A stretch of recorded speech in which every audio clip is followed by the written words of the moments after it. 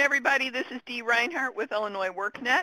I'd like to welcome you to our webinar. It's our third in our series on workplace skills. Do you have the skills that your new employer wants?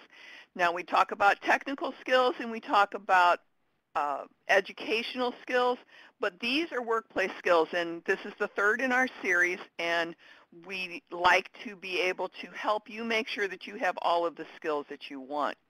Today we have a guest speaker with us, and it is Jean Pettish. She is the Director of Administrative Operations with Sauber Manufacturing. Welcome, Jean. Thank you, Dee. Welcome, everyone. Happy to be here. Well, thank you. Jean has been working with her family-owned business for the past 25 years, and she's responsible for all of the human resource functions that go along with running a local, technically it's a small business, but in my opinion, it's a pretty big business. You've got close to 100 employees, don't you, Jean? Yes, we do. All right. Well, let's move forward in our presentation, and we're going to be talking today about these three workplace skills: problem solving, understanding the big picture, and work ethics. And the first one in our topic is problem solving. And you can find problem solving at the link, all of the links in the PowerPoint presentation. So if you download the PowerPoint presentation, all of the links will take you to the resources and the pages that we are talking about in our presentation today. So the link on this page will take you to the Illinois WorkNet page that talks about problem solving so that you can get more information than what you see on our screen here. Now, critical thinking is a big part of workplace skills and being able to solve problems. You need to be able to possess sufficient inductive and deductive reasoning to be able to perform your job successfully. And you also need to have some mental agility, which means that you can make connections between issues and understand, orient yourself, learn new assignments, do all of those things that will help you do your job and think on your feet, in most cases, on your feet. So, Jean, I heard a story that you wanted to tell. Well, my father started our family business in the early 60s, and he always tells our new employees, when we hire you, we get the head and all. And it's kind of a little quirky, but basically he's right. Everyone needs to be able to think. They can't just be a robot or do what they're told to do without understanding and being able to say, this doesn't make sense. There is a better way to do this. And so we work on that from the very beginning with our employees, that we need everything, not just hands and feet. We need to have them thinking and trying to help us make our product better each and every day. That's great. Now, there's a link on the page that talks about some resources for using your critical thinking skills, and it helps you lead to better effective communication. It helps you base your decisions and solve problems on facts and data, not just on assuming things. And you can build teams of critical thinkers so that you know that you're getting the best decisions made for your company. And you can also use critical thinking for self-improvement and personal success. So let's pull up a poll question real quick. We're going to get this rolling, and let's see how your critical thinking goes. You're working at an office building, and all of a sudden the printer stops working. You have 100 flyers that you need to print out. What do? Now, below the 4 or 5 X's are what the supervisor would do. So we've got a couple people that have answered already. How are they doing on their answers, Jean? Pretty good. You can also answer what the supervisor should do, too, if you want to do that as well. It doesn't mean you have to be a supervisor.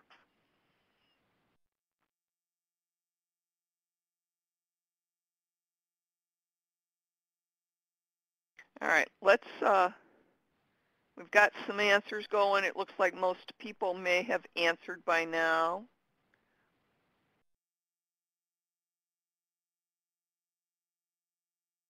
All right, I don't see any more movement, so I'm going to close this poll so that we can move on with our presentation.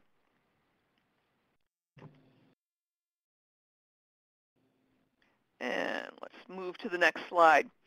Okay, we've got 2 questions for you here. Stephen was looking at a photo. Someone asked him, whose picture are you looking at? He replied, I don't have any brothers or sisters, but this man's father is my father's son. So whose picture was Stephen looking at? Type your answer in to the chat pod if you know what the answer is. And then the second one, I'm just going to read it for you. There was a robbery in which a lot of goods were stolen.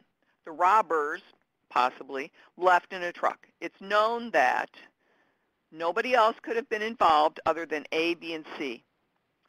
C never commits a crime without A's participation, and B does not know how to drive. So is A innocent or guilty? So let's, if you have answers for either of these, put them in there. But what this, no, Linda, it's not a cousin. What this does is it helps you figure out logic and how difficult sometimes making sure that you got the right answer in the right place, right, Jean? Right, exactly. So Danielle has the right answer. A is guilty, but we still don't have the right answer for the first one. And just to save a little bit of time here, I'm going to tell you the answer. Stephen was looking at Stephen's son, and A is guilty. So let's move on to the next slide, and let's talk about active learning. And learning strategies applies to a range of learning techniques to acquire new knowledge and skills. You process and retain information. You identify when it is necessary to acquire new knowledge and skills. An application means that you integrate any newly learned knowledge and skills with your existing knowledge. So if you learn the difference on the new Windows 10, you integrate that into what all you already knew. And then you use both the new knowledge and the old knowledge to make sure that you're working well in familiar and unfamiliar situations. So let's see what we have with this poll question here about how we can make this work with active learning. You're currently working in a research and development industry. The company that you work for has just contracted out to test a new material and process for building roads.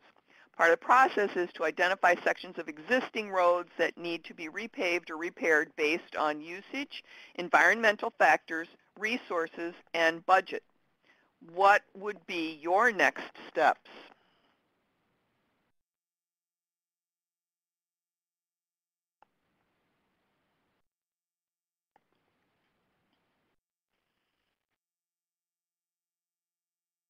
Looks like we've got some answers going on.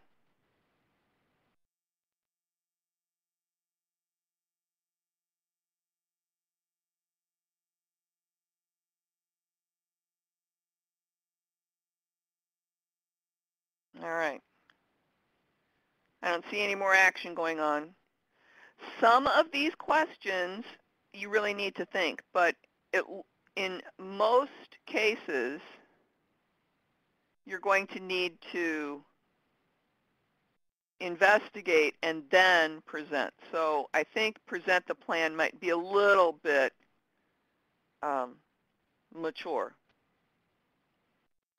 premature, I'm sorry. All right, let's hide that poll question. Let's move on to the next slide.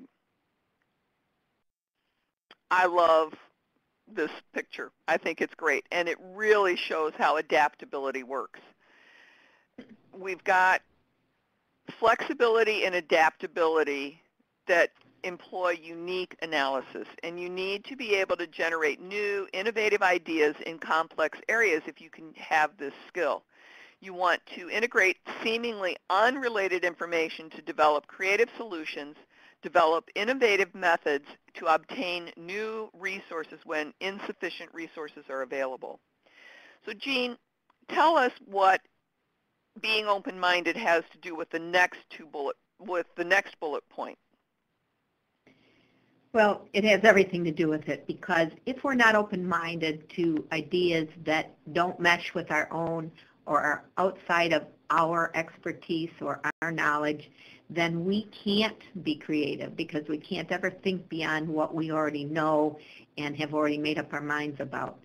In addition, we have to be unselfish, and that may sound rather silly, but it's true. We have to be unselfish because we have to think about, wow, maybe this person does have a better idea than I, or maybe, you know, they're springboarding off of something I know, but they took it to a next level. We have to be team players, because if we're not, we are going to guard against anything that we think is right being changed. And so we can't be creative. We can't be the conduit for change if we aren't open-minded. That's great. And then how does dealing with ambiguity have anything to do with making a decision? Well, we're not always going to have every answer, and everything isn't going to be black and white, and that's where the ambiguity comes in. We still have to be a person of action. We won't always have all the answers, so we have to stop procrastinating and start acting and do the best we have with the time frame and the knowledge and the information that we have, so that we can move on to what has to be done. Right, right. Now, a lot of things with this adaptability brings brainstorming to mind. Brainstorming or mind mapping. There are several approaches that you can use to solve and create without judging those ideas until the creative time period is done.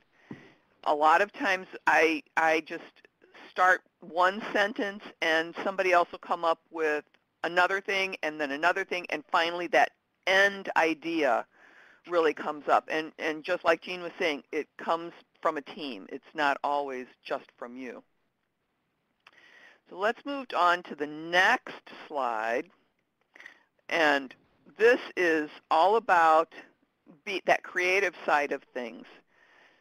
So being able to use information, knowledge, and beliefs to generate original, innovative solutions to problems. That's all what we need to be able to do. You can reframe something, reframe a problem possibly in a different light to get a fresh approach.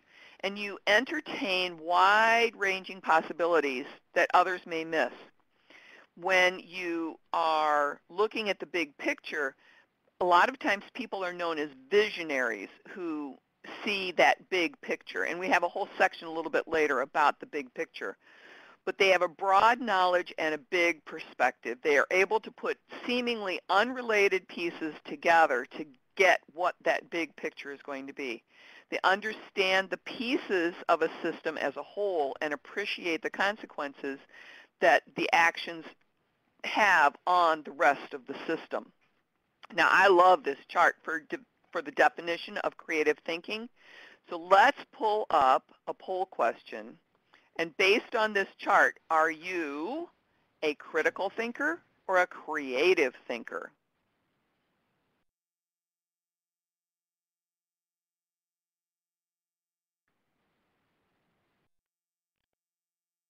And I'm not going to steal the thunder of our next slide, but we have a ta-da moment coming up.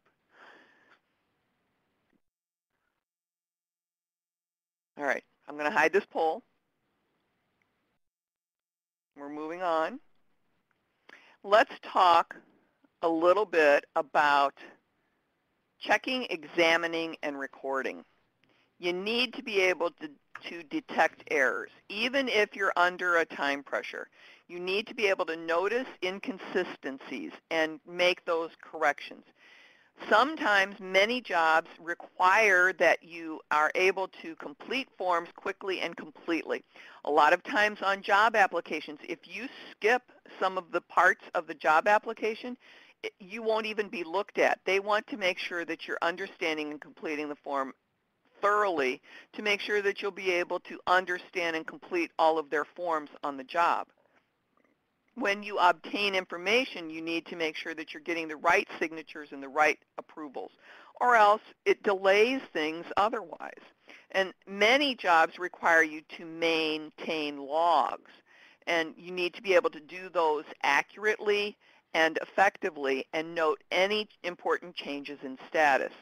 Now, Jean, we talked about this. What does this mean?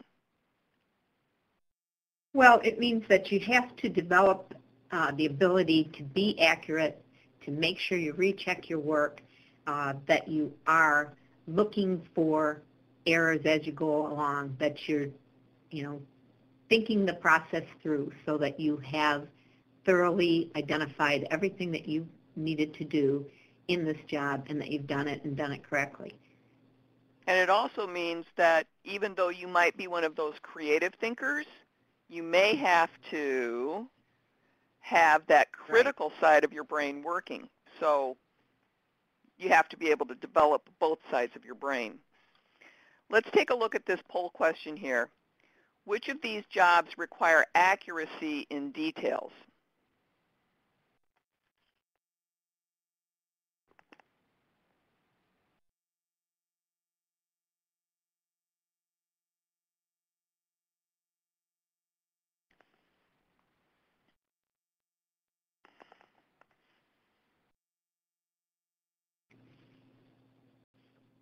How are they doing on those answers, Jean? Pretty good. Have to agree with them. Most of them are saying all of them. Yeah. If a waitress doesn't get my order right, I'm a little upset. And even more importantly, if the policeman arrests the wrong guy or has the facts incorrect, the person isn't going to. Exactly. All right, we're going to hide this poll question. And let's move on to the next slide. We're talking a little bit more here about problem solving. So, Jean, why don't you start us off here with that identifying and understanding? Well, it is very important to find out what the problem is, to do your research, to make sure you know what is going on. And one of the problems here becomes when we fail to act. We get so caught up in making sure every base is covered that we can't get beyond those bases because we're afraid to go any further. So, I've talked about this before, but identify the problem, but then act on it. Don't procrastinate. Keep going to find the solution once you feel strongly that you've identified the problem and it's time to move on to the next step. And some of this comes down to crisis management as well. You have to have a plan in place and then work that plan. So construct a plan, make sure that you have things in place. A lot of times this is process, and it shifts from just a plan to process and procedure. That's why a lot of companies have procedure manuals. And then when you execute the plan, you want to commit to a timely solution, and you want to develop realistic approaches and make sure that you have a plan B for that plan A. And then when you want to evaluate the results, you want to be able to test your solutions and determine effects or identify related problems. It all boils down to how well can you solve a puzzle. Now there is a resource on here that Chelsea typed into the chat pod, and it's also on our screen. But if you need a flow chart that will help you solve your problems, there's a link that we recommend, and it's the one that's on the screen there. There might be some other tools that can help you come to your aid in solving your problems as well. A good team manager or a team leader will have plans in place for many situations that call for reactive decision making, recognizing that there will not be time to assess and weigh the risks, consequences, and necessary outcomes when a crisis occurs. So many companies plan in advance with a crisis management plan. Who speaks, about what, how soon do they speak, and on what medias. Everything is spelled out so that the actual details can just be filled out in the moment. That's how many people use those crisis management plans. Let's move on to our next slide. And we're going to talk here about scheduling and coordinating. Now, arranging means that you make arrangements. Maybe it's travel arrangements. Maybe it's meetings. Maybe it's making sure that right people are in the right place at the right time. You handle all of those aspects of the arrangements thoroughly and completely with little or no supervision. When you inform people, you're making sure that the right people know the right information and that you're giving them the complete, accurate, and timely information that they need to be in the right place at the right time. You also verify. Quite often I have appointments and I call before I'm going to go meet that person just to make sure that we're going to be in the right place at the same time. You want to coordinate in distributed environments, and you want to make sure that all of the schedules of colleagues and coworkers are working in the right time zone and with the right technology so that you can facilitate information throughout the teams. And this works especially well in companies that have branches in different time zones that have to have meetings across those team members. Shift work is another area that you have to make sure that you have everything coordinated. You make sure that you transition the employees at the beginning and end of each shift and that you disseminate the information very effectively. And this brings to mind those of nurses that need to share information from one shift to the other. So, Jean, scheduling projects that are time sensitive, do you have something that you'd like to share about that? Well, what came to mind for me was payroll. Of course, payroll has to be done. Is it urgent? No, you can't say it's urgent, but it has to be done at a certain time point because otherwise people aren't going to get paid and they're not going to be happy about it.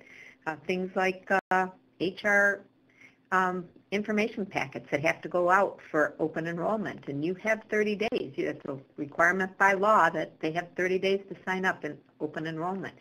So as the HR person, you have to have that information ready. It has to be correct, and it has to be sent out in time for them to have their full 30 days to decide whether or not they're going to take that benefit.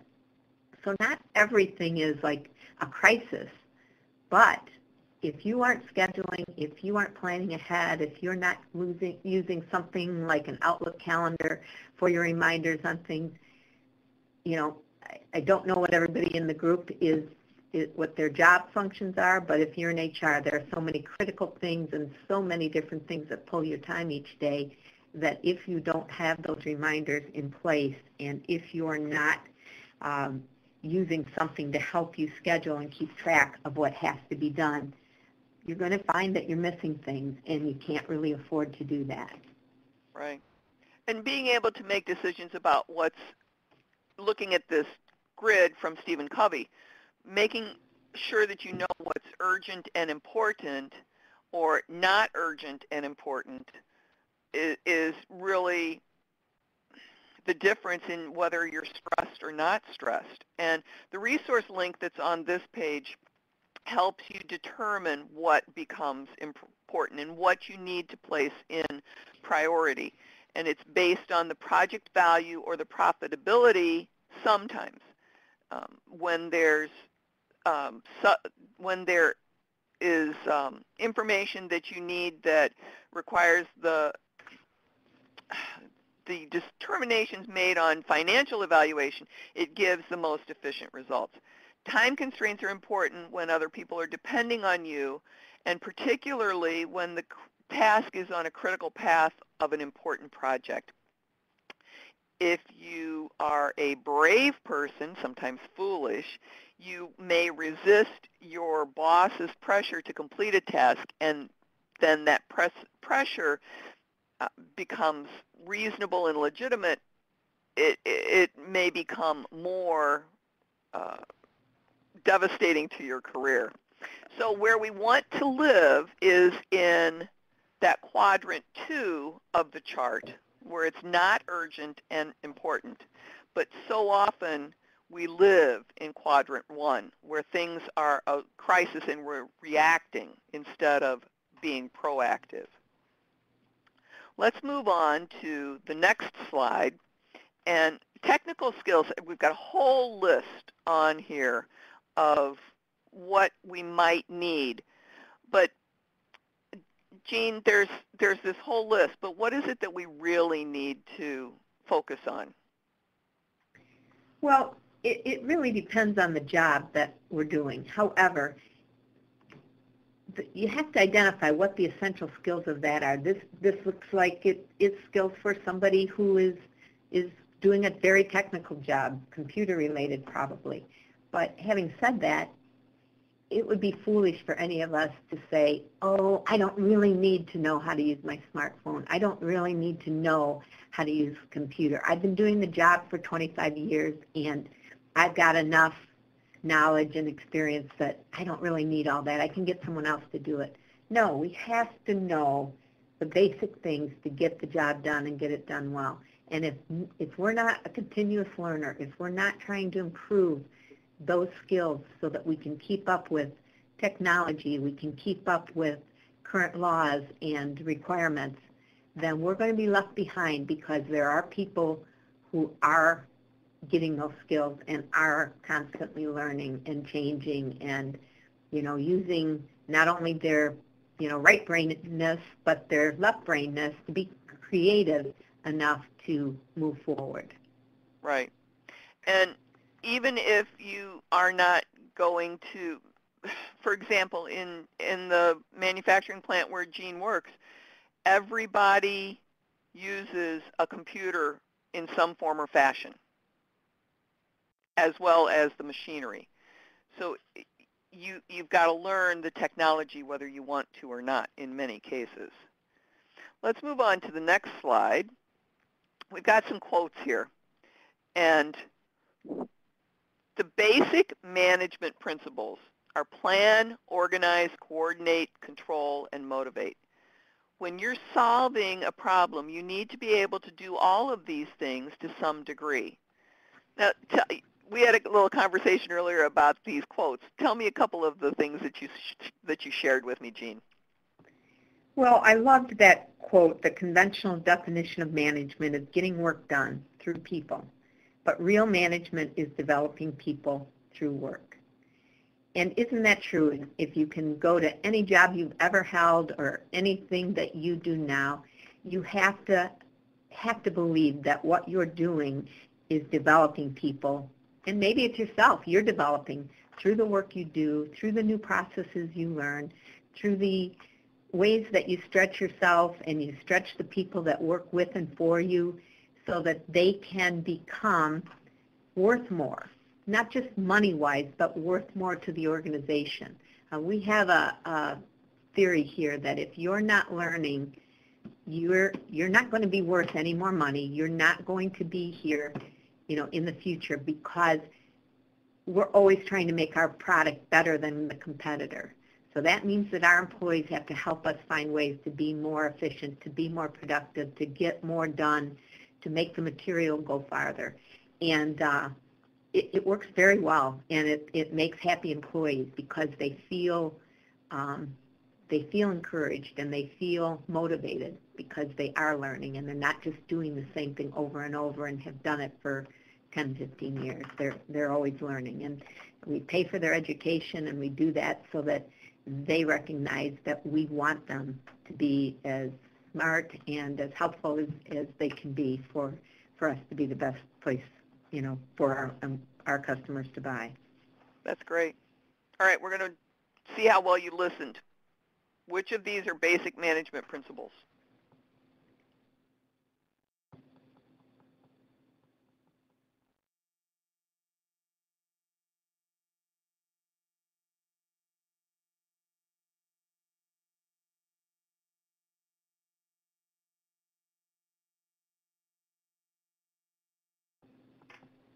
Oh.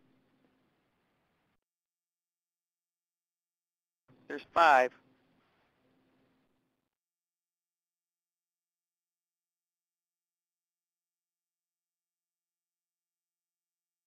I still see answers going.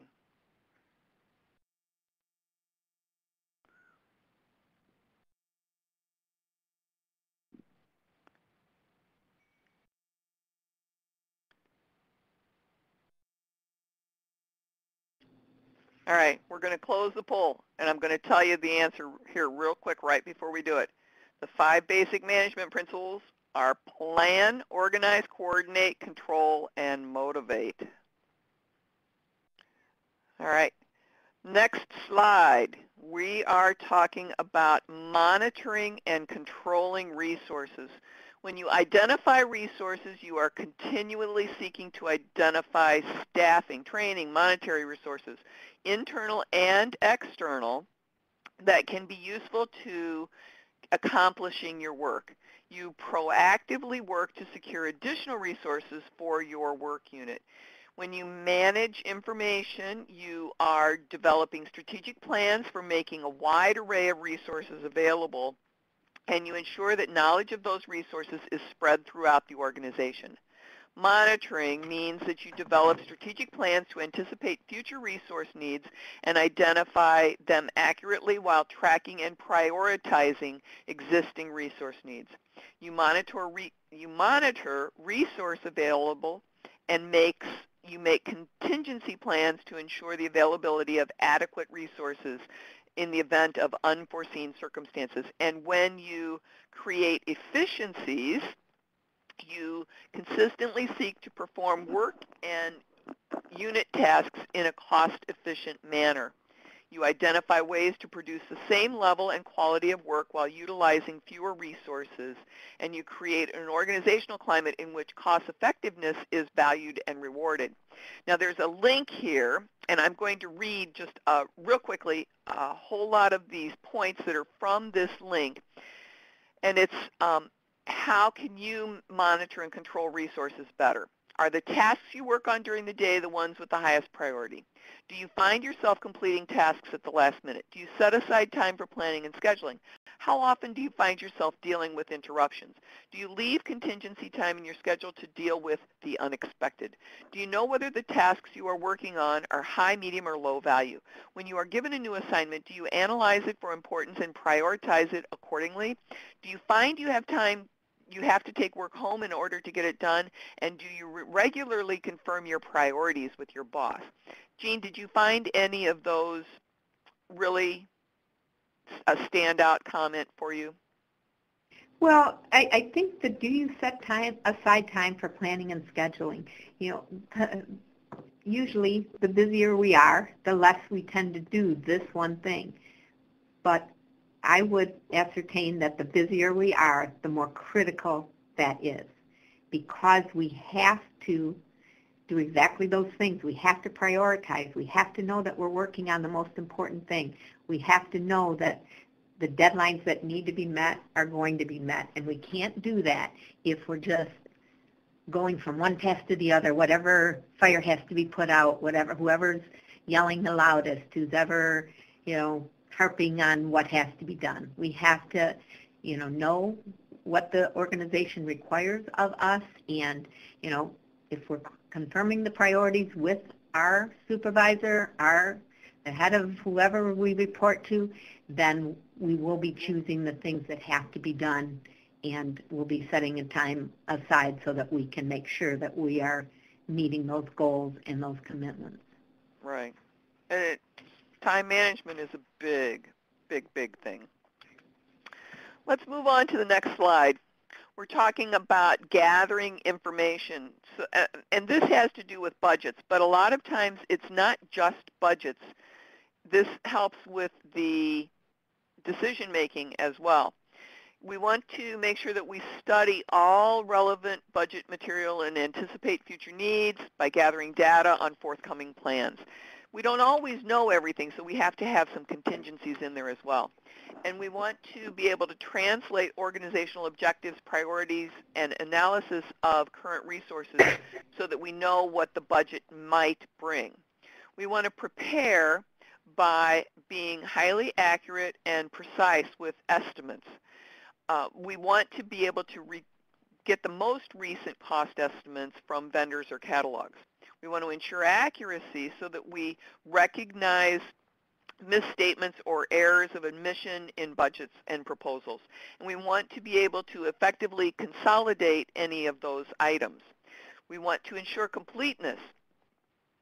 What if you prepared a budget to build a house and you forgot the concrete for the basement? That might be a really big deal.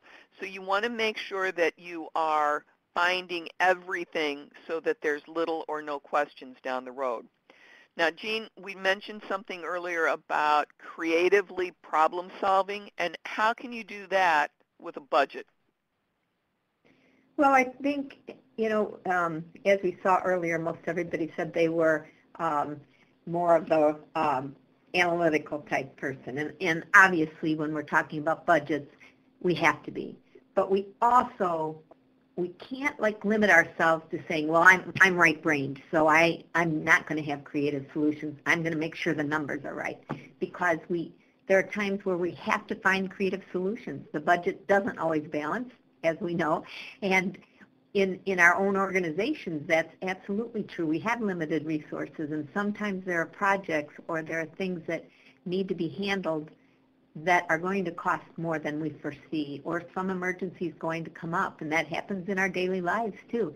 So we have to come up with creative solutions that will require us to go to that left side of our brain and start brainstorming how we can make this work with limited resources. Because everything we have is limited, whether it's our time, our money, our emotional or passionate nature, all of that is limited because there are only 24 hours in a day, and so we have to look for creative solutions even in a budget. Right. Now, a couple of links that we have on this page will help companies with budgeting, so you might want to investigate the one link that says budgeting for companies. And then there's another one about how to evaluate your personal financial situation. One of the things that a lot of people think that they have is cash in the bank equals profit, but that's not necessarily the way it is. So one way to check your financial health of your business is to calculate the following.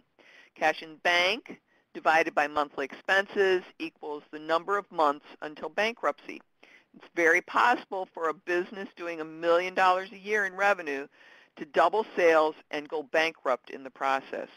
So you need to be aware of all of the things that come into play with a budget.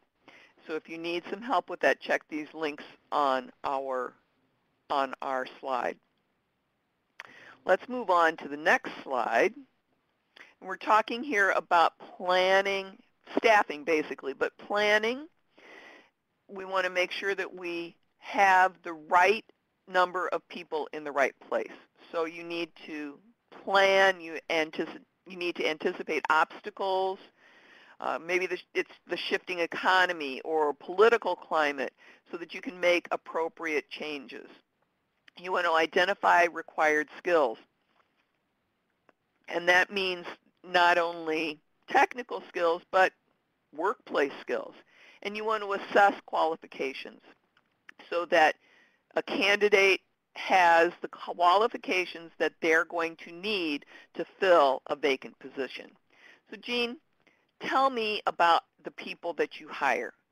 Do they all have 100% of the technical skills that you need?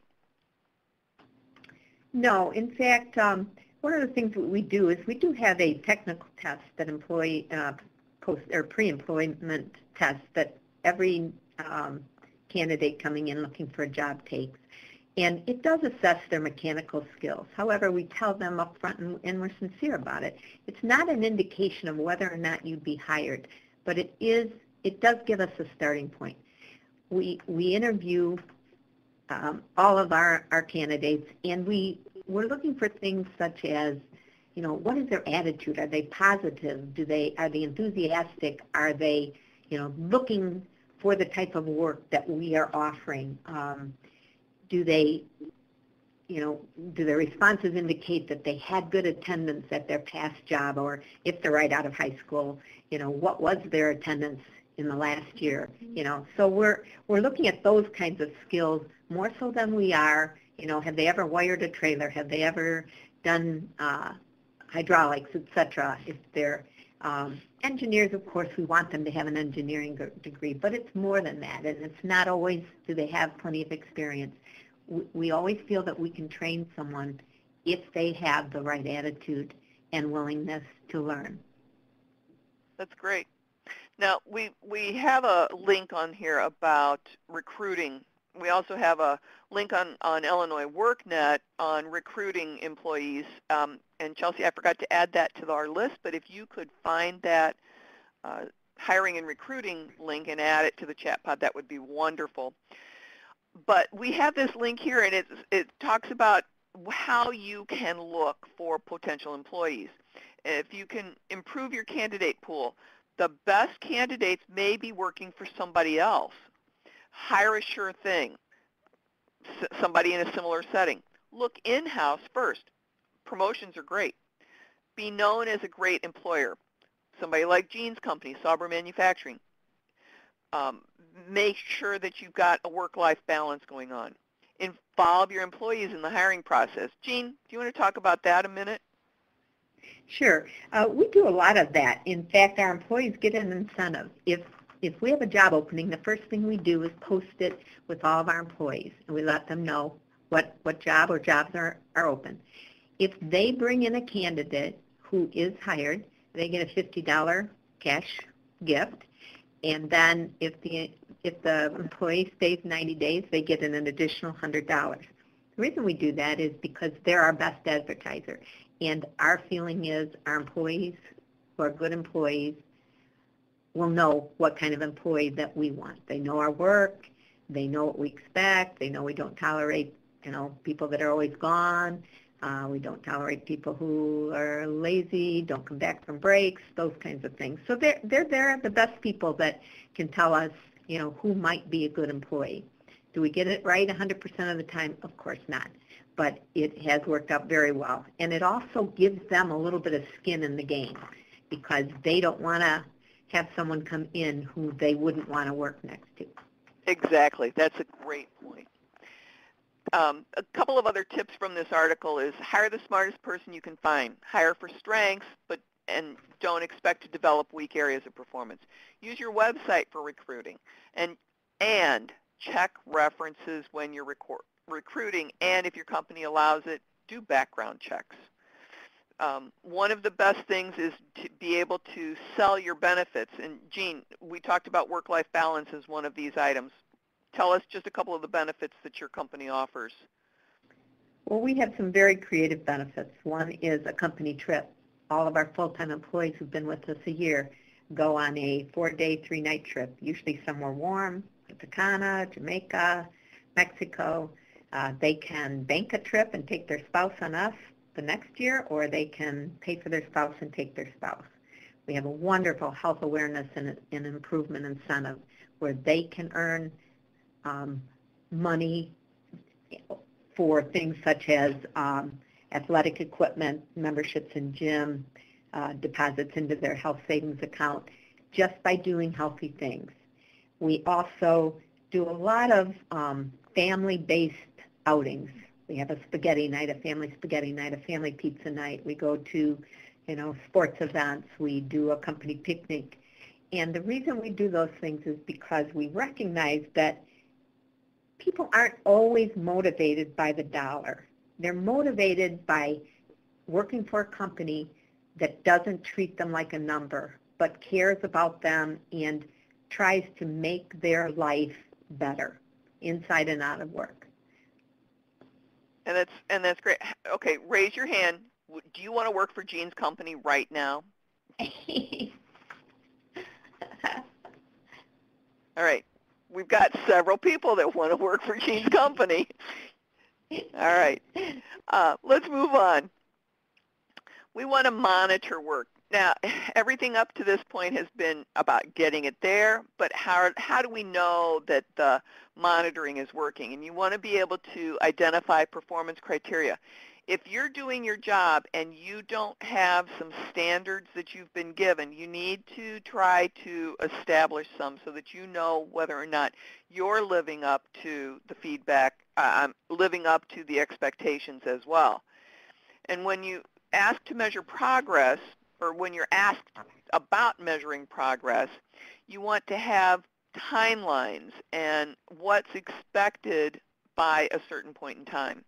You want to be able to, if you are a supervisor, you want to be able to check with your team about their progress, and you want to be able to have people report back and forth about problems or mistakes and be able to creatively problem solve anything that's going on. Jean, tell me about what reviewing work means and how important that is. Well, I think that is one of the most important parts of this monitoring your work, because we have a plant manager who says, inspect what you expect. And that's perfect, because if you have an expectation and you never make sure that that expectation is being met, you're not going to get the job done well. So it's critical to developing the employees and improving the company is for you to know what you're wanting to have done and making sure that it is done correctly, and reviewing that with the employees so that they can do better the next time, or that they can understand where it was that went wrong. And, you know, that goes right into the next part, which is soliciting feedback. You have to listen to your employees, because if you don't, you're not going to have the best product, whatever that is, or provide the best service, because, you know, everybody has something to bring to the table. And so we need to review their work and also offer them an option, a chance to tell us, you know, why they think this could have been done differently or better, or how it could have been more efficient. And if you're the employee, it's okay to solicit feedback from your supervisors too, especially if it's a new task. Ask them, am I doing this right? Did I go down the right path with this? Especially if it's something on the creative side of things, to make sure that you understand what they were trying to explain to you. Now, the other thing is, remember, if you're soliciting feedback, give the guidelines to what type of feedback you want. Do you want big picture feedback, or do you want small detail feedback? Because if you get the wrong kind of feedback, it can really throw you off. And once you've done one thing and you get the wrong kind of feedback, it can really throw things off. Employee reviews come into the mix in this feedback area. Once an annual ritual, performance appraisals have become a continuous process by which an employee's understanding of a company goals, value, or are related to his or her progress toward contributing to those goals are measured. Performance measurement is an ongoing activity for all managers and their subordinates. So that once a year thing now becomes, well, let's check in every month. And maybe it's not formal, but if you know that you're being chastised about something on a monthly basis, that annual review isn't going to look so good. Now, we've got a link on the page about 16 ways to measure performance, and you can go through and take a look at those in further detail after you've downloaded the presentation. But a couple of these come into play here that are quantity, quality, timeliness, absenteeism or tardiness, how creative is the person, how well do they adhere to policy, what's their personal appearance and grooming, and then there's self-appraisals sometimes, or team appraisals, or peer appraisals. Let's do a poll question here. What are some of the best ways to measure progress on your job or on your projects?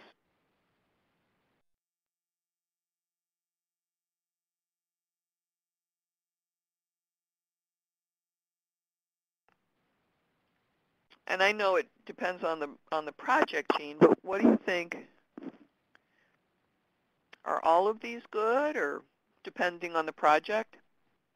Absolutely. I think all of those are necessary, so I don't think there's a wrong answer there.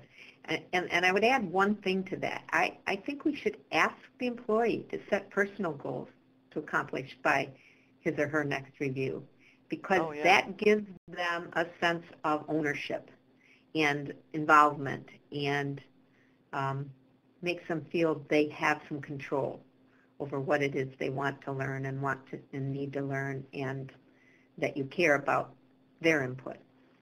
Right. All right, we're going to hide this poll, and we're going to move on. So the things to remember from this section is reasoning. You want to be able to use critical thinking, measure risk, and apply logic. With problem solving, it requires flexibility, adaptability, creative thinking, and detecting and repairing errors.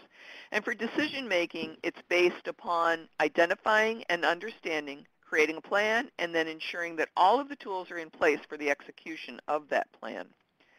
Let's move on to understanding the big picture. And our link, it's on the page, takes you to the page that talks about the big picture on Illinois WorkNet.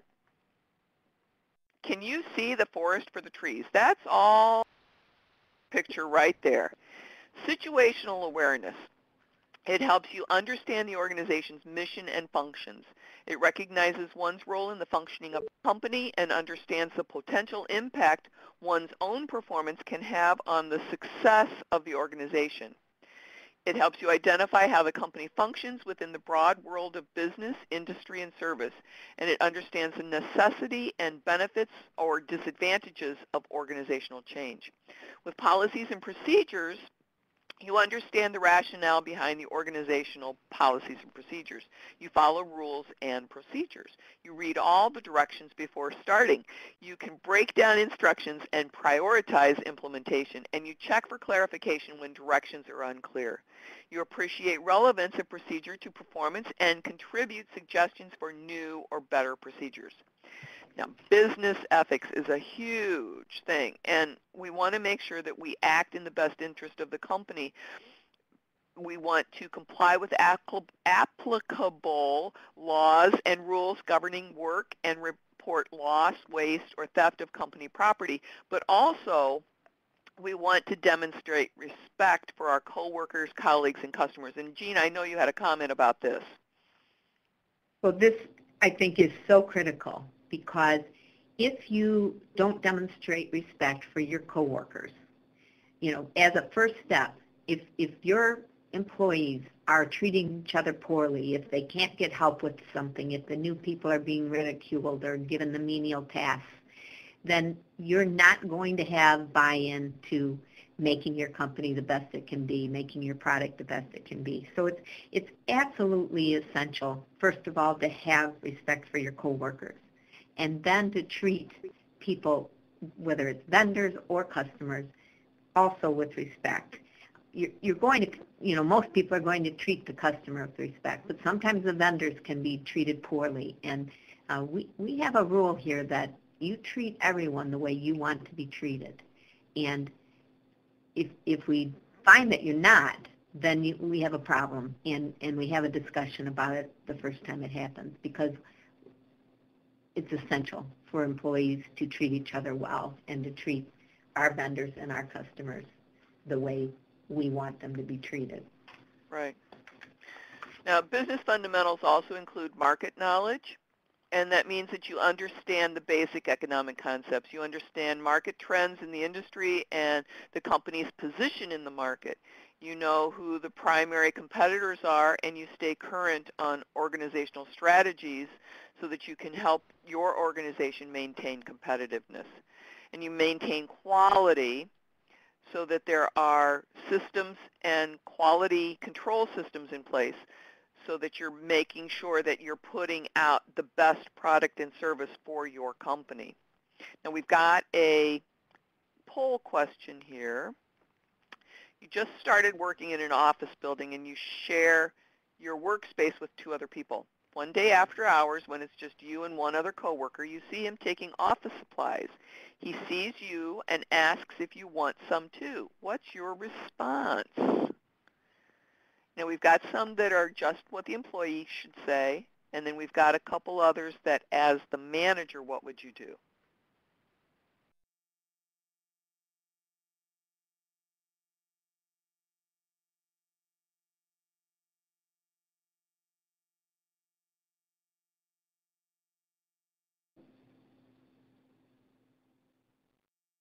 Got some answers going on.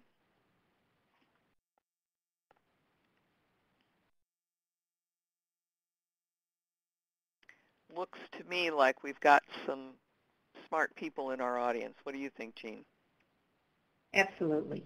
Anybody who doesn't respond to that, tell the coworker he shouldn't be taking any either, has just allowed that coworker to think that, well, he just doesn't want any, but it's no problem. There's nothing wrong with it.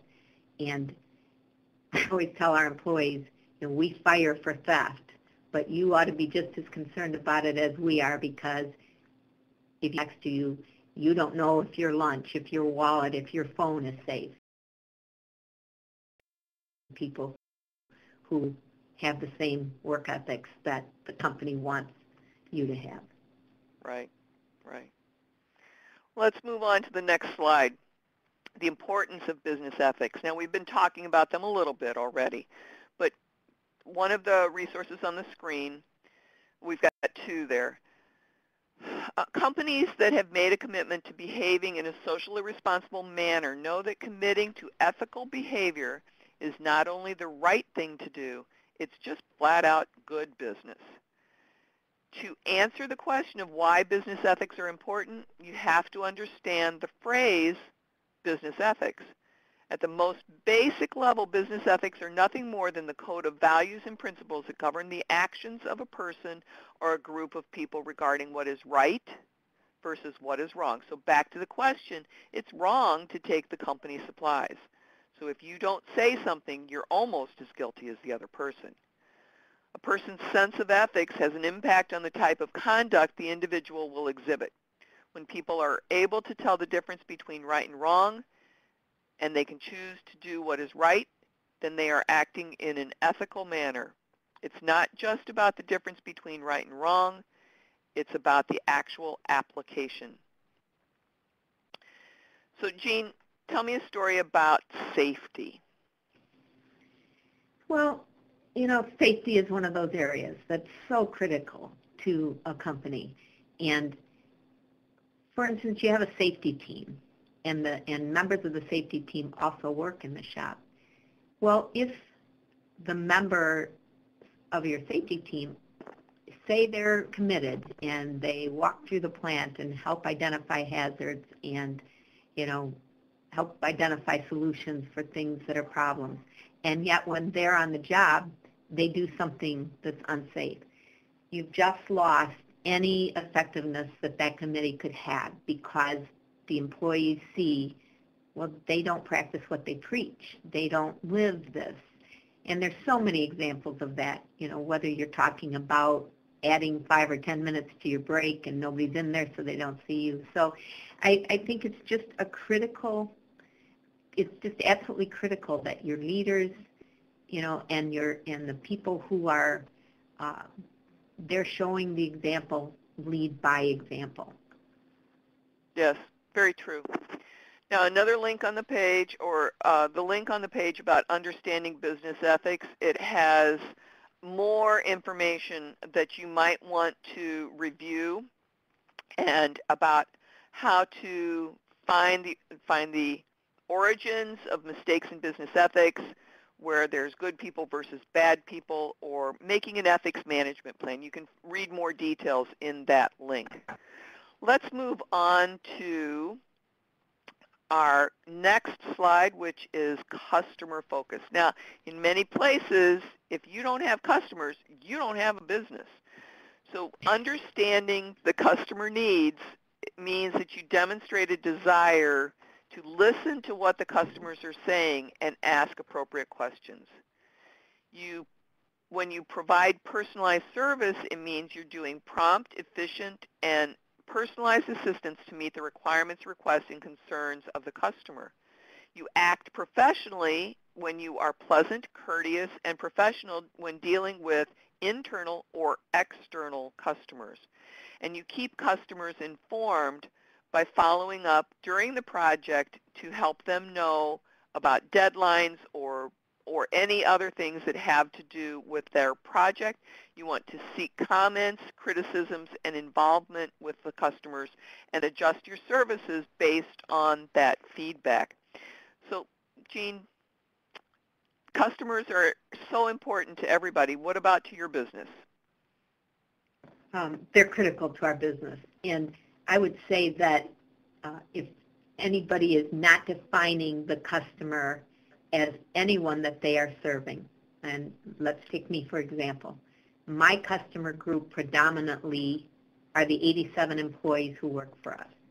So I can act professionally, which means that I do what I need to do to get their job done. But I think you almost have to go further than that, because especially in human resources, sometimes you're dealing with individuals who something has happened and you have no idea what it is that's causing either them to be out of sorts or angry, or things have ratcheted up a notch. So you have to not only stay professional, but you have to treat them almost with kid gloves, and you have to be kind, and you have to be attuned to what could be an underlying problem there. And I say that because if I have an employee who repeatedly forgets his password to get into the payroll system, to check his check and his balances, etc., it can be very annoying, and everybody's been through that where they have, customers who they just don't get it.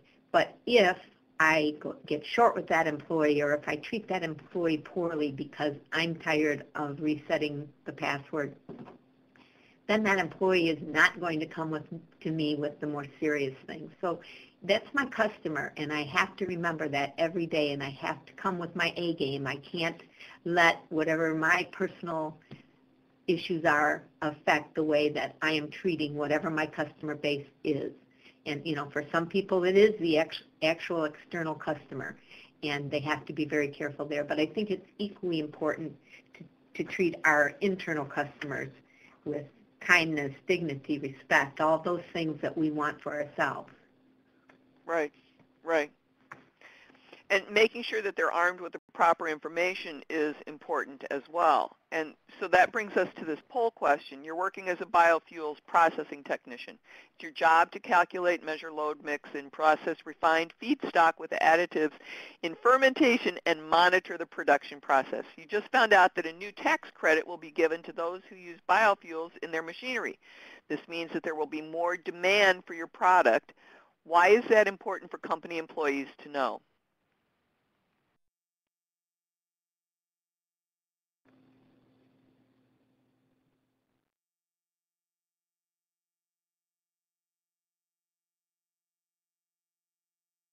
We have a few people that read faster than others.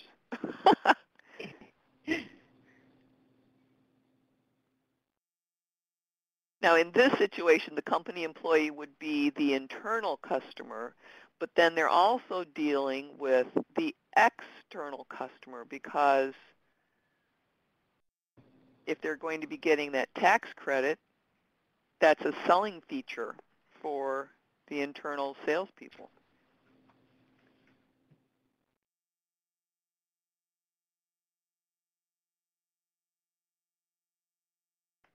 So I'm thinking, what do you think, Jean? All those answers are right?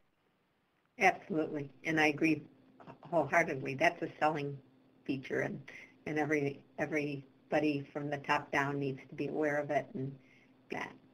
Right. All right. Next slide, we're going to talk about analysis here. Safety, health, and environmental. Implement personal and job site safety rules and regulations. And in Jean's case, it might be a safety committee that she was talking about earlier. Complete work tasks in accordance with employee rights and responsibilities and employers' obligations to maintain workplace safety and health. Many companies, I would say, Jean, every manufacturing company has a safety committee, and probably every large organization has a safety committee, wouldn't you say? I would hope so. If they don't, Yes. they're not going to be in business long. And, Right. and even more important probably than a safety committee is the understanding that from the top all the way to the bottom, everyone has to be on the same page as far as safety goes, and it has to be important. It won't do any good for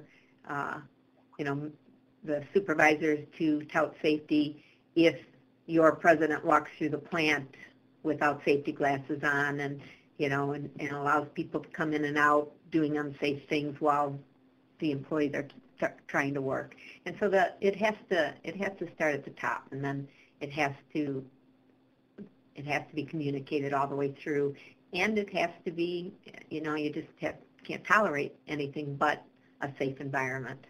Right. Well, and on the rest of this sheet, the organizational vision, just like Jean said, it has to come from the top down. That leader needs to generate the excitement for that and create some enthusiasm. They need to gain commitment from the subordinates and from the other supervisors in the organization. And they need to inspire others so that there is the organization embodies that vision and can share that out across the organization and to all of the customers. And there's a link here, the 4 elements of inspiring vision. Here it came from, let's see, it came from Sergey Brin and Larry Page of Google. And they said that Google provides access to the world's information in one click. If an investor, if you can't articulate your vision in 10 words or less, it's too big, it's too long. Your listeners are not remembering.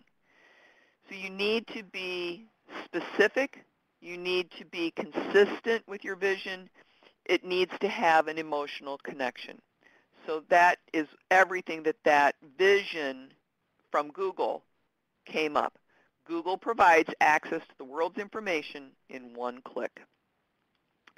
Let's move on to our next slide, and we're talking about networking.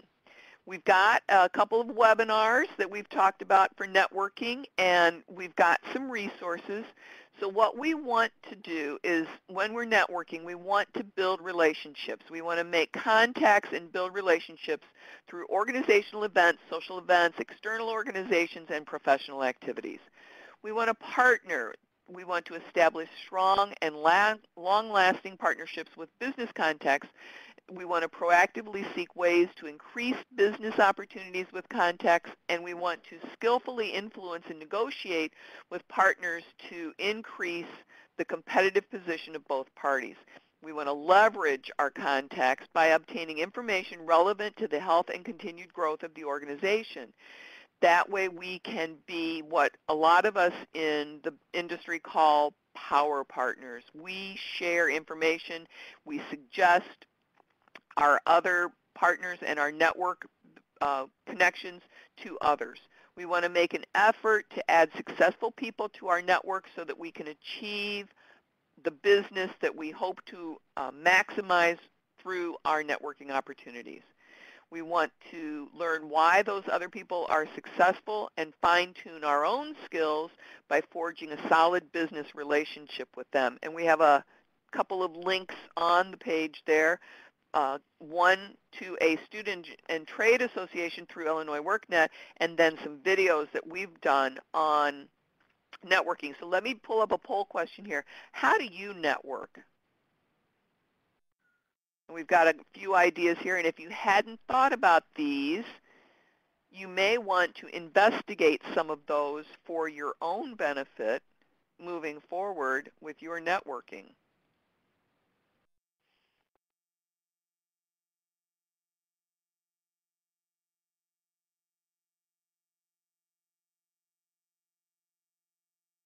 Now, I've noticed nobody has answered sitting in the stands watching your kids play sports. Knowing what the other parents on the team does may help you in your business or your job search or your networking your products or services. Contemplate that the next time you're at one of those kind of events. We're going to hide this poll question and move on. Strategic planning. Here we want to talk about objectives. We want to know what the strategies and actions are necessary to achieve those objectives and identify the most probable short and long-term consequences of implementing those strategies. When we implement strategies, we use the plans that we've created, and we implement those strategies despite difficult and resistance from others. We collaborate across organizational units, and we skillfully obtain commitments from affected parties to transform strategy into reality. We capitalize on alliances. We recognize who our internal and external alliances are, and who is complementary and benefit the competitive position of multiple parties. We were talking about those power partners just a moment ago. Recognizing and dealing with obstacles. We want to consider a wide range of problems that could affect the entire work unit, and we strategically identify ways to address or capitalize on these problems. And with emerging trends, we want to make sure that we have strategic plans in place to address them. We have a link on the page here that helps with strategic planning, and simply put, strategic planning determines where an organization is going over the next year or more and how it's going to get there. Jean, tell me about SWOT. Well, SWOT means is an acronym for strengths, weaknesses, opportunities, and threats. We have to know all of those things in our business so that we can know what our strengths are, work on our weaknesses, find the opportunities that are out there, and deal with the threats that keep us from being successful or could possibly undermine our success in the future. So it's just a great acronym, and I think every organization ought to be using it. And they need to use it to plan their mission or work from their mission, their vision, and values. Everything needs to be moved around with a SWOT on all of those areas. Exactly. Now, entrepreneurship.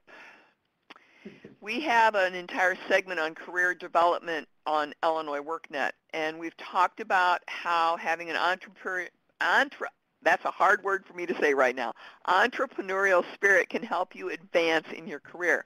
So let's talk about that a little bit more. Jean, tell me the story you told me earlier about your dad.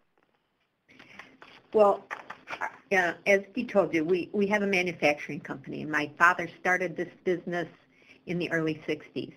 Now, my father is a brilliant man. However, he was a very poor student and barely graduated from high school. But what he could do better than most is problem solve. And he has over 40 patents in the utility industry. And those patents are a result of seeing something that he felt could be done better to serve the utility customers in a manner that hadn't been, something that hadn't been designed before, something that he could make safer, make easier for the user to use in the field. And so I think it's just, it can mean many, many things, but what I really think entrepreneurship is finding something that you're passionate about, something that you're good at, and developing that into whatever it is, whether, in this case, of course, we're talking about a business, but I think my father did that better than most. Yes, yes. Now, all of these points on here are all about possibly starting your own business, but in the big picture, many people want to hire people who think with an entrepreneurial spirit.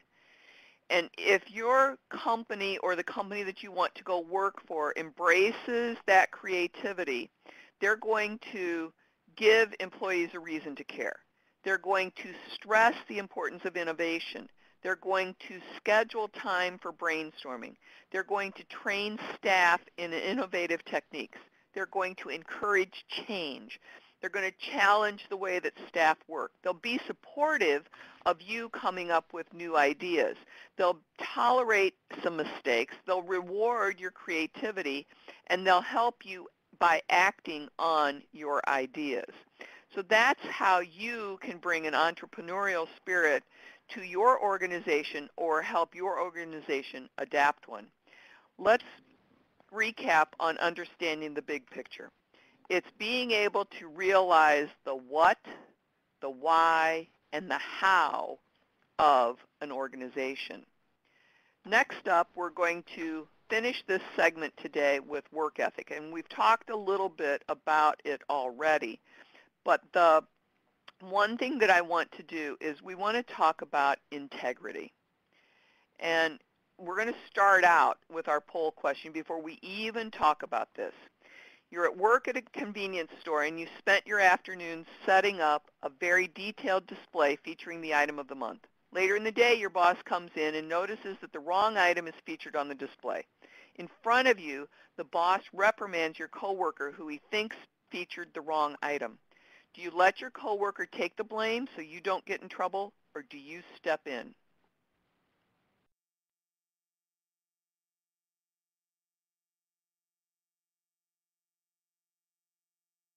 I'm liking what I'm seeing on the screen here, Jean.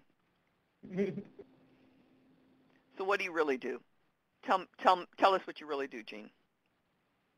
And this doesn't apply just to a convenience store. You know, it's like, pardon me? It doesn't just apply to a convenience store. It's everywhere. It is. And it is one of the most difficult things to do. You know, believe me, I've been there many times. And when I'm telling you this, you know, I'm disappointing my brother, who's our president, you know, when I make mistakes and I have to go and admit it. And it may seem easier, but in many ways harder. I would like to just like a real brief story. I was in a Burger King day, and it was a terrible experience from the start. The employees were out back smoking. They didn't come to help. There was no one in there, and then the food was not right, and then they gave me about, I can't remember the exact amount, but too much change by a lot, like dollars, like $5 or $6.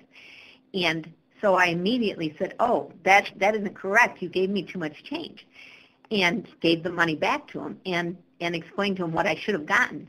And when we walked away, my 3 boys said, Mom, why did you do that? Why didn't you just keep it? And I said, well, for a lot of reasons. 1, it wasn't mine. 2, they work for this store. They don't own this store. If they made a mistake, it's someone else's money, you know. And it was interesting to me that my little boys had that opinion, you know, or that thought that maybe I should have kept that money. But we all can have that, you know. That can happen to us at any time, and it probably has happened to all of us. But we have to be people of integrity, you know, even when someone else wouldn't have known. You know, my kids wouldn't have known I got too much if I hadn't said anything.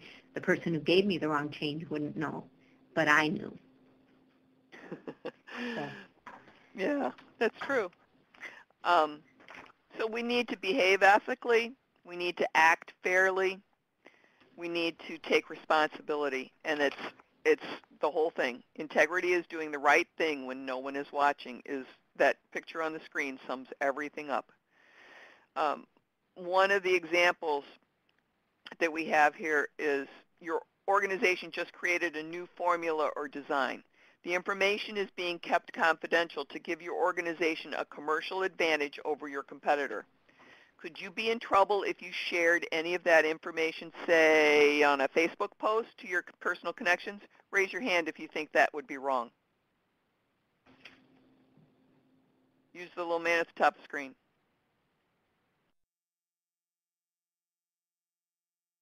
Yep. Well, you'd be correct that that would be wrong to do. Next slide. We have work ethic. When you asked your parents if you could do something, or your kids asked you, they said no, and you then said, but Johnny's parents are letting him do it, did your parents say, well, if Johnny jumped off a cliff, would you? Just because someone else is doing something doesn't mean that it's right. Sometimes by not saying or doing something, you could be guilty by association. If it happens with many aspects of your work product, these are two things these are two other things to consider: ethics and legal responsibilities. You need to apply ethical reasoning to workplace situations, and we've got a link here that will help you take an inventory of work ethics for your occupation. I took the survey and I scored above average for women in 3 categories. It was the interpersonal skills, initiative, and being dependable. The results showed that women tend to score higher than men in all 3 categories. Jean, did you have a chance to take that survey yet? No, I didn't take the survey. In fact, I really hadn't even heard of that. I just think it's an excellent idea. We're only as strong as our weakest link, and we all owe it to ourselves and the companies we work for to find out where we are, and if we're not where we need to be, to work on that. Because, you know, it's just a very, very interesting and necessary part of, you know, work ethics. Yeah. And I want to talk a little bit about the digital citizenship. All the time I hear about seniors being scammed out of their money by people making phone calls or coming up to the doors, and they can walk away with somebody's life savings. That's just unethical. It may not be criminal because they don't get caught, but it's just unethical. And we do have a link, I believe Chelsea put it in the pod already, the EEOC on laws that for the Employment Opportunity Commission to find out about discrimination as well. Now, digital citizenship means that you understand the cultural and societal issues related to technology and practices legal and ethical behavior. With digital citizenship, it includes digital access, meaning are you allowed to access certain things on the computer? Digital commerce, are you selling things properly? Digital communication, are you working properly with email, social networking sites, instant messaging, cellular phones? It's all relevant to today for communicating in your workplace.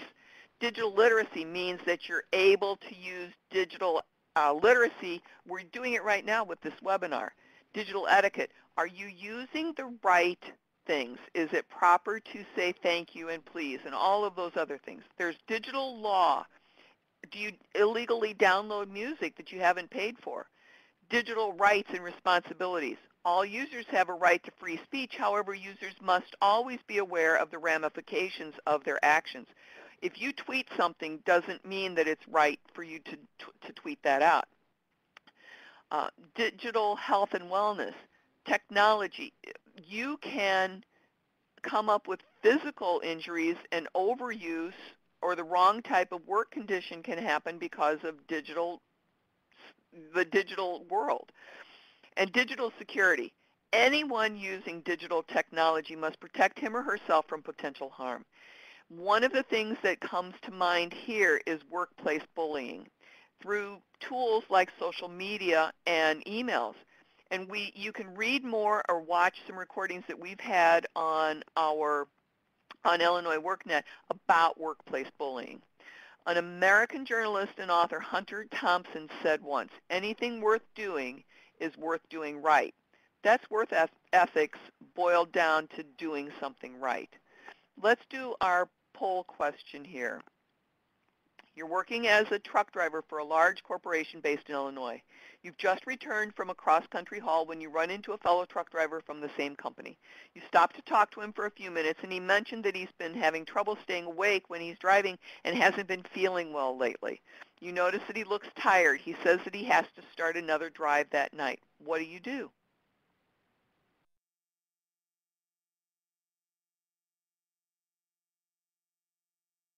Now you can check multiple answers here.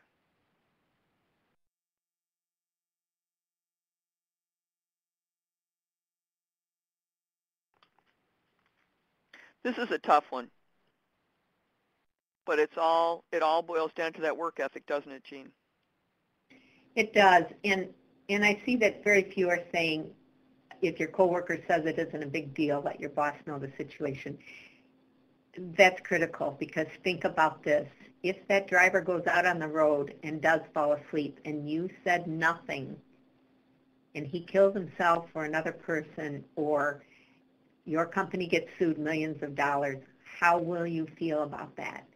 If you at least try to do something with the situation, let your boss or let someone else in on it and know that they have an opportunity to assess it too, then you've done what you can do to make sure that, it's safe. I know that's tough, but yes, you got to think as an owner. You are an owner if you're getting a paycheck from that company, and it's not going to be there if you aren't doing everything you can to make it the best it can be. Right. Work ethics are values and behaviors that drive sustained performance and individual success. It means not only working harder, but working with a purpose. So I'd like to thank everybody for attending today, and thank you so much, Jean Pettish of Sabra Manufacturing, for joining us today and sharing your valuable insights about how workplace skills come into play with hiring and getting new employees. Before everybody leaves today, I'd love for you to take a couple of poll questions here for us just as we close up. Jean, would you like to say anything last minute to everybody? No, just good luck. Have a great life. Thanks so much.